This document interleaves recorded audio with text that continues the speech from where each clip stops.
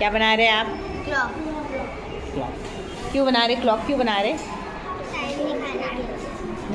Time सीख रहे हैं ना आप लोग।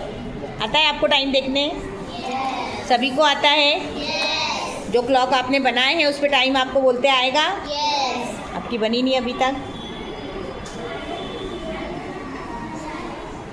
बनाया आपने, टाइम देखना आता है आपको? हाँ, अपनी क्लॉक पे जो टाइम लगा है उसको बनाने पढ़ने आता है आपको? अच्छी बात। देखो ये भी, इसका भी कंपटीशन होता है बेटा, है ना? क्लॉक देखकर आपको टाइम बताना, टाइम लगाना, ये सब भी आपको आना चाहिए, ठीक है ना? ये भी आपके कंपटीशन का एक हिस्सा है, समझे आप? गुड। वो गेम कौन सा है? वो कंपटीशन का क्या नाम है जिसमें आप लोगों को पूछा जाता है? कौन सा? नहीं, पूरे गेम का नाम क्या है वो जिसमें हम टाइम पर फोकस करते हैं? कौन सा गेम है वो? किम्स है? क्या है? स्टार वॉक है ना? स्टार वॉक है वो। क्या है? स्टार वॉक है। ठीक है, वेरी गुड। चलो अभी पैकअप करो, तुम्हारा टाइम।